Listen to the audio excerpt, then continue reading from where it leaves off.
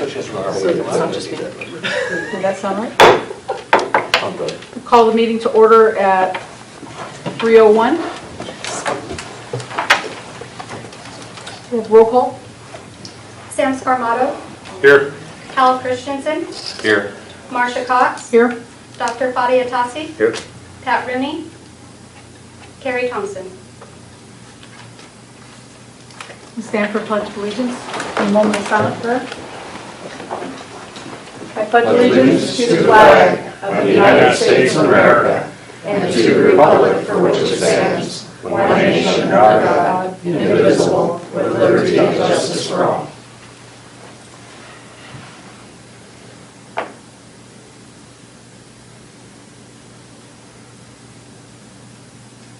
Amen.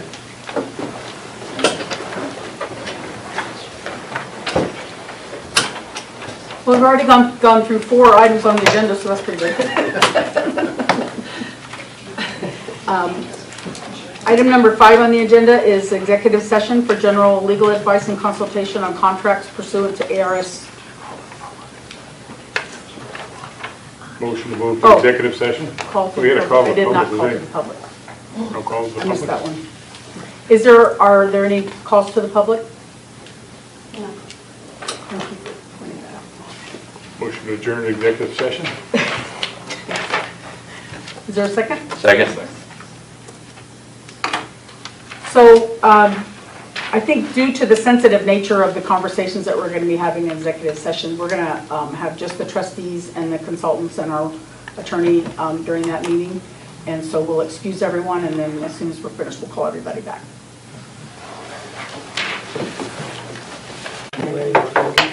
Make a motion that we return to regular session. I second it. Return the regular session at 4:18.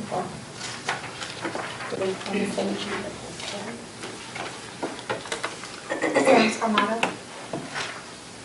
Yes. Yes? Hal Christensen, Yes. Marsha Cox. Yes. Yes.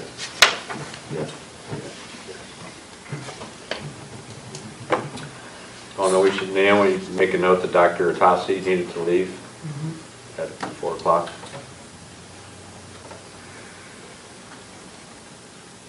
So the next item on the agenda is item 6, discussion and possible action regarding development of Section 125 plan document.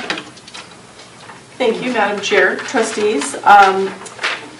This is just another one of those things that in the course of trying to answer some questions that came from staff regarding a mid-year plan change, I was unable to find the language for what was appropriate in the summary plan document. And so as an alternative, I asked to look at the language in the Section 125 plan document and learned that one doesn't exist. So a Section 125 plan document is separate from the normal medical, dental, vision document that outlines all of that. But it is required for a plan that's taking premiums on a pre-tax basis and or that offers flexible spending, or whether it's medical or dependent care. So to our knowledge, one does not exist. The trust needs one. Gilsbar can actually create that document. It's a cost of $300. And so we would recommend that the trust authorize the expenditure to have that document created so that we can get that implemented and out there. So are the premiums being paid pre-tax now? They are. So we're actually in violation of not having a plan document. Well, I'm not an attorney, but There's one right next to you. You stayed at a Holiday Inn Express yesterday. We're not paying you to have an opinion on it. You keep your mouth shut. Use it. No. I roll the dice and you answer. Holiday Inn Express, that's the new one you're building. You know, Madam Chair, just for the record, most of our clients can't find them. When that thing passed in 1986, they all hurried out and did them, and then they filed those pre-electronic records. It may have been done at some time, and it just can't be found. But just FYI. Well, I actually remember seeing a front page of a 125. I thought I did, so maybe that's my old brain. And it would be in those 37 pounds of books that you have. But I thought we had something because we were asking Dave for a copy of the entire document, and all we had was, so maybe I'm wrong about that, I don't know. But if you're saying that there is none, then we just have to. I've not been able to find one. I mean, I can certainly go back and look through those, but I didn't find it on the thumb drive or any of the other materials. Like, the district didn't have a copy of one. So if we can discuss going forward with adopting a Section 125 plan, and then would that have any, it's not, we don't have to go backwards, I guess is my question as far as. Correct. We would make it prospective. I would make it effective 7/1/18. Once it's developed, I would bring it forward to you for review and approval, and we would have that adopted in a public meeting.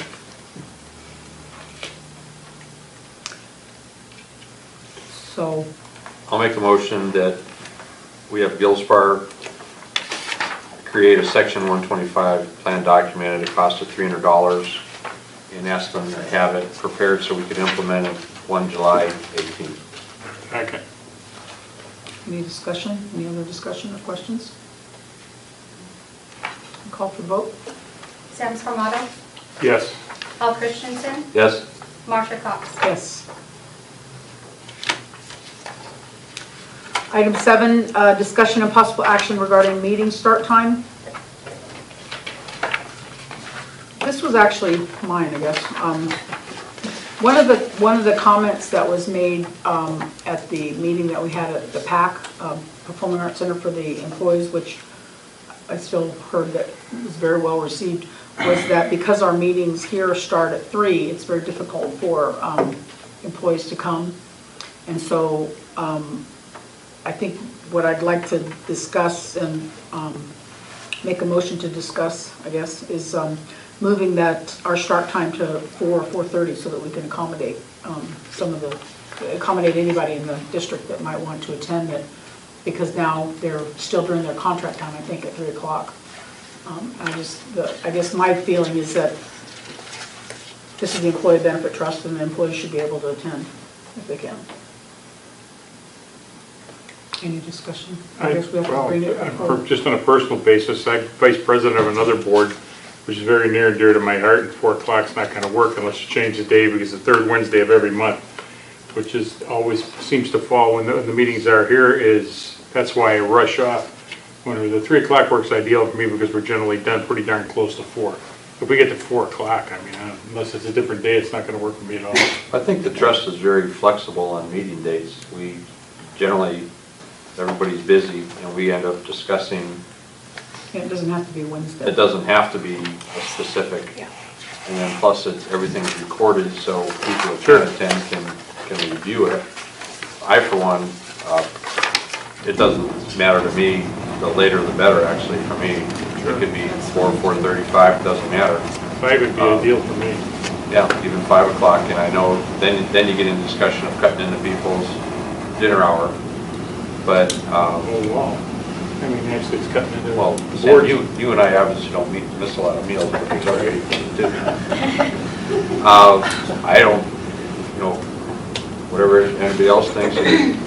I was just mentioning that there's after-school tutoring and things like that going on, and they usually go on until 3:45, and then you have to wait until parents pick up all the students until that last group is picked up. So sometimes that goes till 4 o'clock by the time you can get all of the kids picked up, so 4:30. So 4:30 would be a pretty good compromise as far as dinner time and getting over here. As long as it's not a third Wednesday. Yeah, I have no problem at all. We don't have to vote on that, do we? We can just set the meeting time when we want to, right? Or do we? We do have to vote on it. Fine. Oh, we don't? I actually don't think you do have to vote on it. I Okay. think you can just direct us to, when We we can- set the next meeting date, we can just set Sure. it for a specific date and time. And we could, the district could send out a memo just saying that the EBT is gonna, in the future, will meet at 4:30 as much as we can. Sure. There may be an instance where you can't. This way, there is flexibility, but 4:30 is fine with me. And so we would need to move it from the third Wednesday also to accommodate? Tuesday, Thursday, any difference with the second Wednesday? The Well, I only day know that I'm that- tied up regularly on a hard basis is the third Wednesday at 4 o'clock. The board meets the second Tuesday of, Third Tuesday. The school board? Second. School board, Second. Second, third. Second and third. second and third. Yeah, work session and board meeting. Second and third Tuesday. Right. So if we did, yes, Can I just recommend too, I know with the open meeting law training we had, it's ideal if the meeting times and the days of the week they try to be somewhat consistent. That way people know that they can pretty much plan that on the second Tuesday or second Wednesday, whatever it may be, every month or every 3 months that this meeting will be held at a certain time. Obviously, with our board meetings, occasionally the time has to be adjusted, but I know with open meeting law, it would be nice, and I think the teachers would appreciate the fact that they can almost count that, hey, I can be there at that meeting at 5 o'clock whenever it's held. well, I think that was the reason why we were talking about it, was that we could have more participation from the employees, and I don't have any problem with the Well, third I know Thursday or whatever. when I first came on the board less than 2 years ago, at that time they told me it was going to be like a quarterly meeting. Well, it just, that hasn't happened for different reasons. We're working for it, man. So is, I don't know, again, I have no problem if there's a special meeting set up. I have no problem if I'm here to attend it. But, so, should we look at trying to have them on a quarterly basis and then set up now Mike, for you, so the second Wednesday, that would be between your work session and between your board meeting? That would work. So if I could, the only issue that we would have with that, and not we ECA, but if you're wanting vendor reports, the vendors need an extra bit of time in order to get the reporting for the prior month done. So the fourth Wednesday? Maybe the fourth Wednesday or the fourth Thursday, or whatever. I was going to suggest Thursdays, only just because teachers... What day? Thursdays. Okay. Teachers generally, the elementaries all have the early release days, and then in the event that the board needed to have an earlier meeting for something like speaking with East Coast vendors or something, then if it was a 1 o'clock meeting, we could request, that we be excused from whatever the meeting was that day and attend without conflicting with class. And I think the goal is to get a date, like a 4:30 time, and stick to that. Well, but if it was Thursdays, because once in a while you guys have to talk to vendors that are other places. So it's always been one of the concerns. If it was like the third Thursday, I'm just looking at, you have work sessions and then you have board meetings and stuff, so if we put it in between that, would that work? The third Thursdays are fine with me, except aren't there football games in the fall on Thursdays? Oh. But we'll be out of here, and we start at 4:30. Oh, he's talking about Thursday night professional football. We should be able to get out of here. Look at her. By Look at 6 me. Look at o'clock. her. So, Is there a reason why they couldn't start at 4 Meetings are getting shorter, too. yes, they are getting By shorter. that. Meetings are getting shorter, thank you. And I don't know Thank about you. the high school. I'll take the or credit. what they Very have going briefly, on for sure, clubs and yeah. stuff, but for the elementary. Well, as long as it's you don't just talk 4 as much as you o'clock. do, they'd be 20 minutes shorter. I think the later that we start, the better, The better. because we're always going to have an employee, and I know it's inconvenient for the staff in the district office to keep it open, but the rest of the trustees are from the outside world, and they have jobs, many Paying of jobs, them, sometimes. or own Can't, when you're on businesses that commission, need to be sometimes. open. So I think, especially since we're not doing the, the longer meetings Right. that we were doing before, that the later that we can do it, the better, for the benefit of the people that we want to be involved to So if we to did volunteer. the fourth Wednesday at 4:30, is that, Well, then, the lady mentioned Thursday is early release for the elementary schools, so that a Thursday might free up time better than a Wednesday? Might, is that, so so the third Thursday at 4:30? at 4:30, and that's sandwiched between the school board work session and the school board regular meeting. And I don't have a problem with the third Thursday. Works for me. And we can make that 4:30. effective July. The third. Yeah. I would still suggest 5 o'clock. That's just my suggestion. I know it's the dinner hour, but it's something you can plan to have a Well, snack. and before again, that. 5 o'clock for me is better just because I live on the south side of town. It takes me 20 minutes to get here, and it's easier for me for job, I mean, That means Aaron has to drive home in the I dark know, sometimes. that's the only, but, How's your eyesight, Aaron? So April, October, July, January would be 4 quarterly meetings on that schedule. Okay, 'cause that, what that does, it gets us past the close of a quarter, April, October, January, July. April, January. July, and I don't know how he does his months, he goes April, October, and then July, he just threw me off. That's, he started alphabetically when I was with him. Oh, okay. October, January, and He was- July. He wasn't OCD compliant in the middle. And then, so those would be I think the end of quarter, the, 1 month following the end of the calendar quarter. So so those would January. be the quarterly meetings, and then if we needed to have a meeting in between, we would just have to call. And in particular for that renewal meeting, we'll do that in February, early in February again, so that gives the district, you know, so that coincides with the budgeting process and so forth. Okay, so we'd be looking at the April, October, January, July, third Thursday. Do you have any objection to 5 o'clock? 5 o'clock's fine with me. Objections to 5 Yeah. o'clock. Alana loves the So the overtime. next meeting would be 7/19 at 5 PM.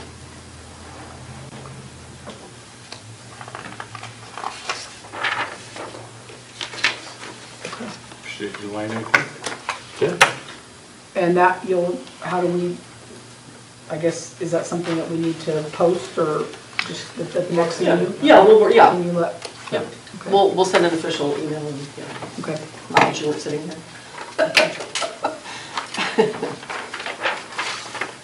And then agenda item 8 is review of Cerner versus Blue Cross Blue Shield of Arizona LabCorp charges. And Miss Joyce is back there. Do you guys want me to stand up? Do you want me to Sure. sit back here? You're so far away. So I'll stand You can up. come up here. So it'll be on the stairs. Yeah. Okay, where do y'all want me? Right over here. Sure. Okay. Get all my notes here. All right, so what I'm going to talk to you guys about, and I think you guys all have a copy of the grid that we have here. So I'm going to talk a little bit about the methodology. The one with the really tiny, Yeah, it's like The two font? newspaper print. that trifocal font work. Yeah, just a little bit of the methodology behind it and how we came to these numbers. So we're going to focus on the second grid on here, which is the allowed column. So we received a invoice from Upwork that listed out all of the CPT codes and then each of the charges. Okay, so we have that. And then we went back to the plan and we looked at 2 years worth of data, so 2016 and 2017. And we pulled out just those specific CPT codes that were on the lab invoice. Okay, so we identified 34 out of the 40 that were on the invoice. And we matched up those costs. What we found in the data from the plan is that each CPT code had several different charges associated with them. One of them could be $5, one of them could be $400. It's just, there's a very different group of pricing for each individual code on the health plan. So we weren't able to actually do CPT code A on the invoice and match them across the board. So we came up with an average on the health plan. Now, So when you say health plan, you're talking about the Cerner? No, plan? the Or actual okay. insurance health All plan. right. So we took those 34 codes, each individually, we would add up all of those costs associated with that fee, and then we'd divide it by the number of services for that CPT code, and then came up with that number. So that's the average that you see in that allowed column. Does that make sense? Okay.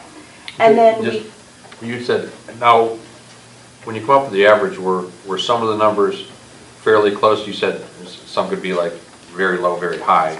some could be high, some could be low, and it all depends on a few factors. Number one is going to be the place of service. So if you had an office visit and that CPT code was used, obviously it's going to be lower than if that CPT code was used at an emergency room facility. So the cost fluctuates depending on the service. It also could fluctuate depending on the number of units for that lab test. So patient A could have 4 units, patient A at Cerner could have 50 units. So those are all the factors that come into the different pricing for these CPT codes. Okay. So when you look at the LabCorp price, we took those directly from the invoice. Okay. So coming up with that average, there's a variance, and you're going to see a negative amount. That negative amount is the amount that was overpaid by Cerner's LabCorp services by that number. Right. So if you look at each one, you see a negative amount. That's the amount that was higher cost at the clinic. If it's a positive number, that's a lower cost. So most of them were a little bit higher than if they had gone to use the health plan for these lab services. So that's where we came up with this comparison. It's the best that we could do based on the data that we had. Now, if you wanted to do a true comparison, the invoice would need to go to Blue Cross to get repriced. I don't know, and I can't say if Blue Cross would be willing to do that, because Cerner is not, they don't have the contract for PPO discounts to do that. They may, it's worth asking, I don't know, what do you guys think? They're actually, because what the question, I don't think they would, and the reason for that is what we'd be asking for, everything went to LabCorp.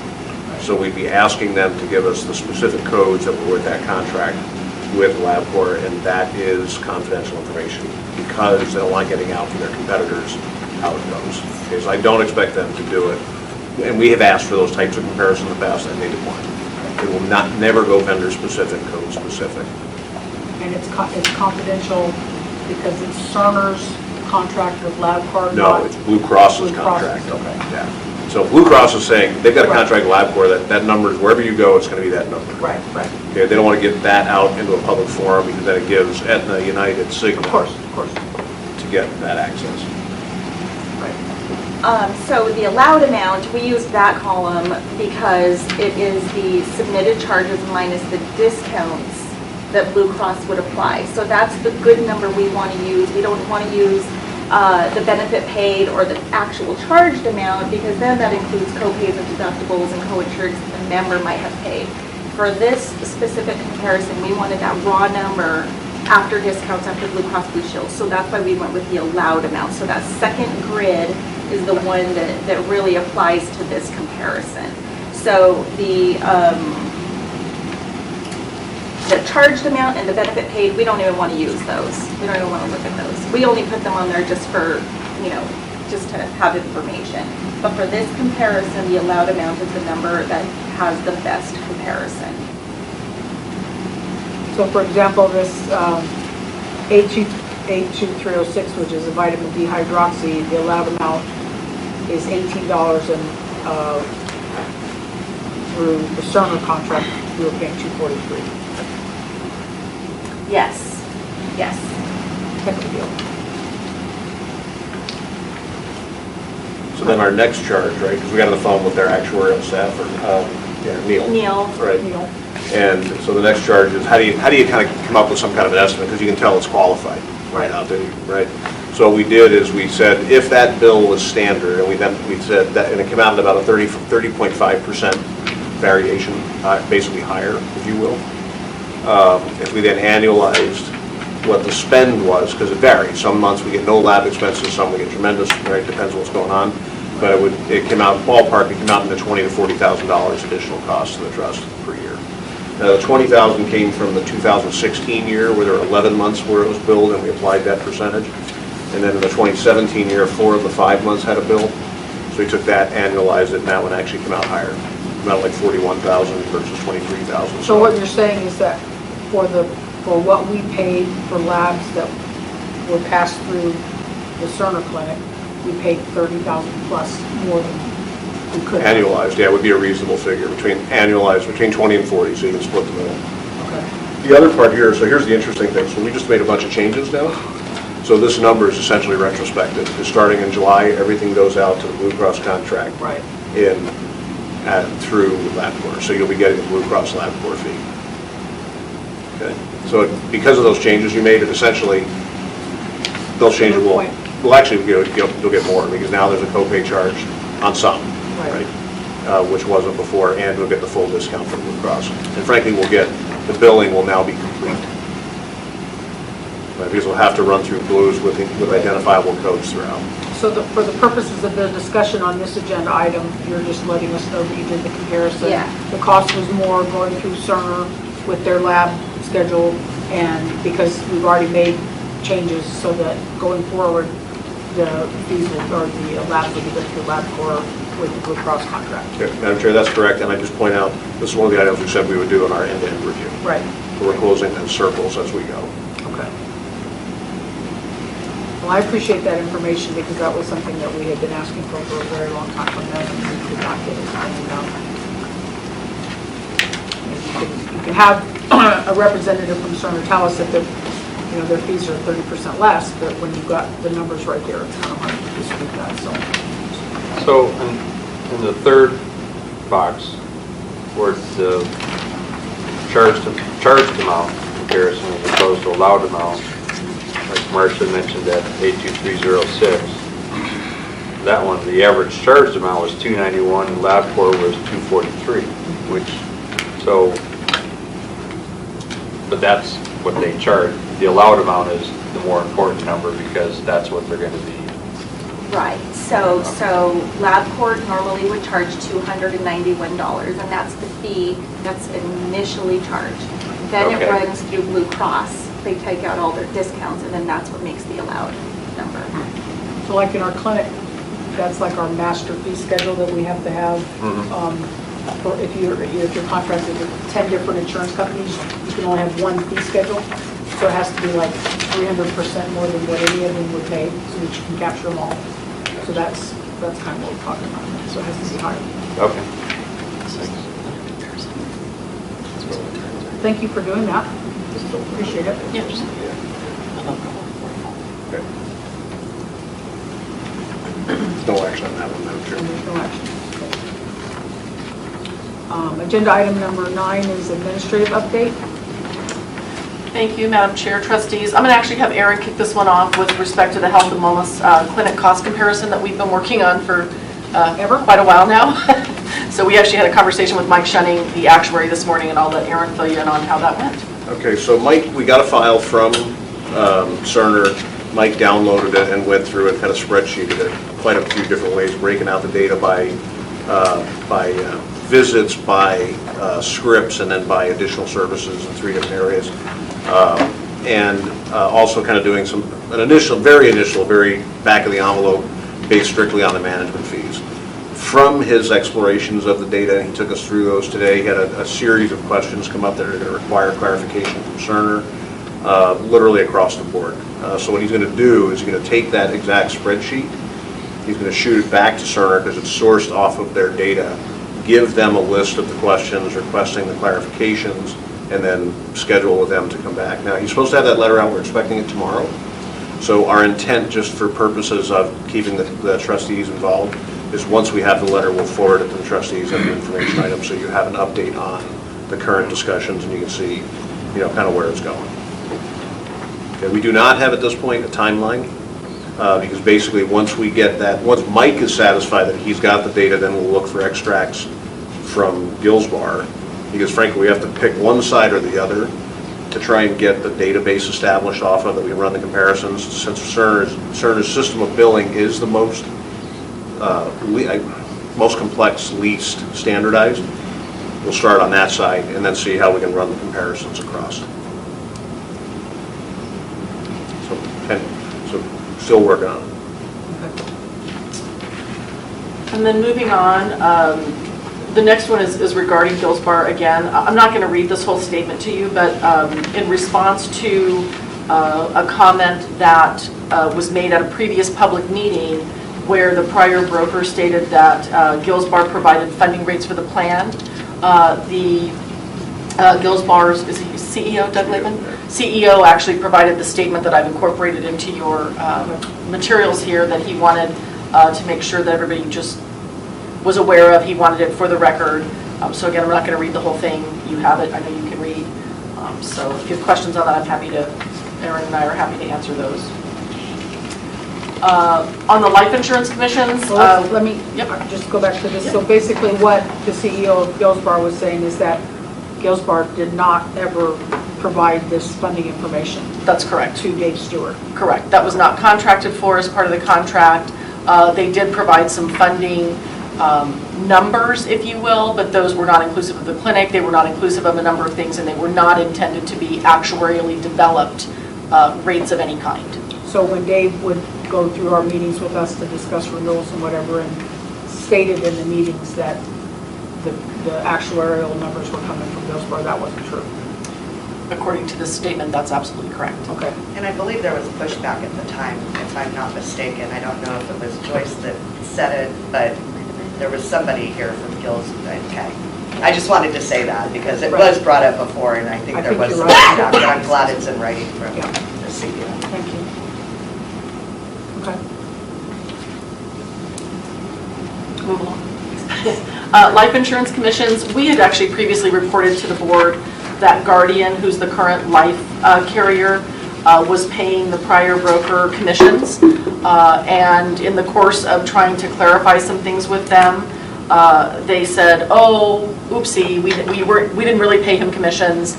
We were just giving you general information, even though we have an email that says they were paying him commissions. So just to clarify for your behalf, according to Guardian, there were no commissions ever paid on the current life contract, which was effective on 9/1. So we just wanted you to be aware of that.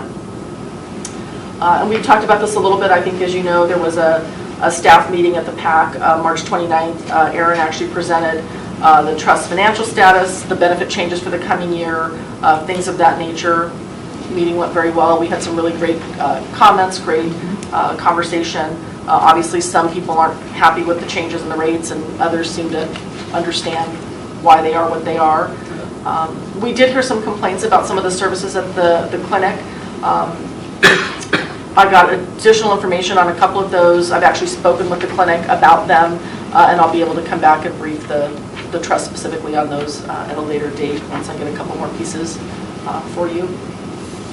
And then just with respect to the benefit changes that are effective July 1st, in particular with regard to the clinic, Cerner's actually in the process of implementing all those changes that were authorized. They're updating their systems, their procedures, they're getting a debit card machine and so forth for the clinic. We are having some struggles on the Gilsbar side in terms of processing the labs in particular and how that process will work, because the benefits as they were approved, the copay for an office visit included any labs that were drawn at the site. And so the way that the billing works on the Gilsbar side, if it comes through the Blues, they would have to apply whatever the normal benefit schedule is, which is a deductible and co-insurance. Not the intent, not what was approved. So we're trying to find a workaround to ensure that those labs are paid appropriately without any additional out-of-pocket to the member. So working on that. Remind me, because in my mind I'm thinking that there was going to be some kind of a copay on labs. That's not, you're saying that's not true? We did it as an office visit. So if somebody goes in and has an office visit and labs are drawn, it's still just a single co-payment. And so we're just trying to ensure that there's not additional cost that's being applied to the members out of pocket. So we're working on that, looking for a workaround. And that you're expecting that you'll be able to come to some kind of a resolution with Gilsbar or something? Absolutely. I don't know what it is yet, but yes. I don't either. Yes. My next call is to LabCorp, so I have some feelers out there. We'll see what I can do. And then just open enrollment as an FYI, we're working on some materials for staff here so that they can get that out to the members and have their open enrollment. I think we're shooting for May 1st, May 6th, Somewhere around there. something like that. So we're working to get that done. And then we'll be presenting at the new hire rally in August. And I think that's all I have. Any comments or questions from the audience at all? Another one we don't have to vote on. I like those. I have a question. Sure. Does anybody know if we pay tax on insurance premiums? You didn't raise your hand. So. Well, I was going to ask her after. Okay. That was what this kind of. I just wondered if that was something that anybody knew in here. There would always be premium tax to go into the insolvency fund. And so it's not like a sales tax, right, but any premium would you'd be paying to the state solvency fund, it would be whatever portion. it would be State on. solvency Yeah, fund. because there's a fund that pays when carriers go into liquidation. There's a fund that guarantees claims up to various degrees, so those premium taxes would still apply On the EBT. on any reinsurance, insurance or reinsurance. reinsurance. So just to clarify, you're not talking about the section 125? No. Okay, you're talking about Just the. in general. Right, yeah. Yeah, premium taxes would always apply. Can you tell me how much you pay? I don't know that figure off the cuff. Do you know where I could find that? Probably the Department of Insurance, but you would need to know, and I can actually, you got an interesting question, I haven't had that one in a while. I don't think I've ever had it, as a matter of fact. But It was in a pie chart. we could ask the carriers probably what the premium tax is by line. Yeah. Because it'd be on the life insurance, it'd be on the, All Stop loss. insurance companies that are licensed to do business in the state are required to pay that piece into the pot, so to speak, so that if a company fails, then there's something to help recover, or to pay for the pay the claims outstanding or claims. standard basically. claims, that kind of thing. We could email them and ask. You think it's sales tax, it's different. Well, I'm thinking, what does an employee pay, like, we pay a certain amount of money for our premium. What part of that is actually taxes and goes to the state? Well, it's only on the life insurance, It would only be on life and reinsurance, so really it's, nominal, because, the district's paying the life insurance. The dental is not, they're not really insurance because they're self-funded, so you're paying an They're admin fee, there's no self-insured. tax on that, right? So the only thing that the employee might pay any portion of, when I would check, would be on the medical stop loss, right? Which would be some portion of the total cost of a premium equivalent. I know it sounds confusing, but we have to figure that out. I have to ask. Because I think the rest of it is self-funding. And that's already built into the rate. Right. yeah, it's already built Yeah. into the rate. There's nothing that the employee pays out of pocket per se. Right, so it'd be Yeah, right. some small. It's literally not an very add-on small. line tax kind of a thing. No, I wasn't thinking that. I was looking at a pie chart that talked about the way that the state gets money, that gets revenue. And one was sales tax, and one was your income tax, and the other was healthcare tax. So I was trying to figure out what that I meant. think that's different than, Yeah, that's on the fully insured, that's the carriers that are. Those are Big enough fully to be insured shown on the plans. budget. no, we're self-insured, so I don't think it applies. That's an interesting question. That's a good starting I'd be point. curious what that chart is. Yeah, can we get the chart? You got Division 2, like divisions conventional. So, and you Yeah, can but correct me if I'm wrong, so I- on a fully insured plan, so you go to call in Blue Cross and you buy something directly from them, don't have any arrangements like we do, there's an amount of money that is included in that premium that the policyholder pays that goes back into this fund, if you will, so that if a company goes bankrupt or becomes insolvent, then those dollars are set aside. And all plans, all fully insured plans have to have that dollar amount included. And that's one of the reasons why, and you correct me if I'm wrong, that's one of the reasons why some large employers look at self-insured plans, is because they're not subject to that. The cash portion, that cash portion is excluded from it. Right, So like on your dental, there's zero, it's premium, so there's Right. nothing in there. right. So that doesn't necessarily apply to our program because we're self-insured. Any other questions? So agenda item 10 is future agenda items. I don't have anything at this point. I know there might be a couple things coming up, but not right now, for me anyway. Ditto. And if we could just let you know. Yeah, ahead of time. Yeah, we'll work with staff to put the agenda together. Okay. All right. Motion to Do we have adjourn. Second. All in favor? Aye. Aye. See you in July, or sooner.